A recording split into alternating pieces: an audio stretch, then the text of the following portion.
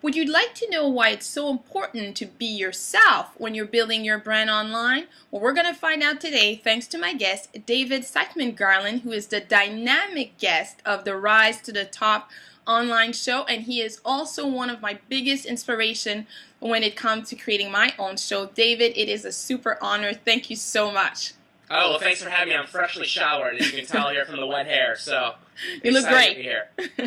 Okay, so David, this is interesting because when you started, I know you've changed a few things on your site because I follow you religiously, but at first, your show was branded as the unboring show. Can we start there in understanding why you had that really bold statement? Right, yeah, no, and it's close. It was non-boring, so non-boring. Same thing. Unboring, non-boring, same idea. I originally, sort of when I came up with this idea for the show, and we can get into that later if you want to, I just saw that there was, a lot of times people associated business shows with boring. As kind of stuffy or scripted or, old white guys in suits, whatever kind of the stereotypes were. And I didn't want to be that. I wanted to make this show very different than what you normally saw when it came to the world of course, specifically entrepreneurship, but also business. So it just kind of popped out of my mouth, I think, one day, and then it sort of stuck for then, and that was kind of an important phase of the show. Yeah, and actually, that's what makes your show so popular. And I should mention, you have over 100,000 viewers every single month. You've conducted over 300 something interviews, so obviously you're doing something well to be able to capture that kind of audience. No, I appreciate that. And actually, we just hit kind of breaking news is we just now eclipsed 200,000 a month. So the show's really kind of grown. And yeah, I think, there's a lot of factors to that.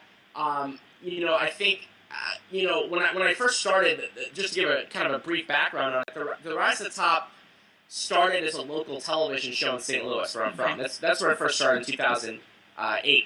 And the reason that I started it was because I was an entrepreneur right out of college. I got involved in sort of a hockey startup that was really weird in St. Louis. And that's because you're such a huge hockey fan. Huge hockey fan. And, I didn't know what I was going to do. I majored in women's studies at Washington University in St. Louis. I don't have a background in broadcasting. I don't have a background in media whatsoever. But I got started with this hockey league. I was brought in, and I kind of figured things out and started, it was kind of like getting a real-world entrepreneurial MBA in a couple of years, But what's interesting about it was that, and this was the basis for the show, was that I was doing something I really enjoyed on a daily basis. Sure, there were problems, things come up, yeah, it's business, but I was playing hockey, I was at the rink all the time, which I loved, and I was, doing a sport that I enjoyed, and I got eventually paid for it, right?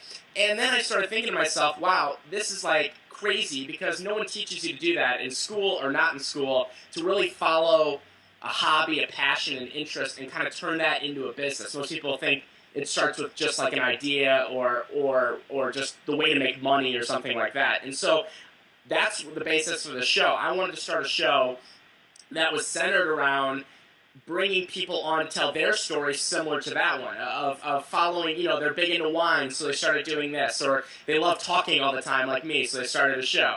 Whatever it was, and that was kind of the basis, and that's kind of the core of it, and I think that people kind of appreciate the realness of it, which sort of made it possible to do this every day for a living now.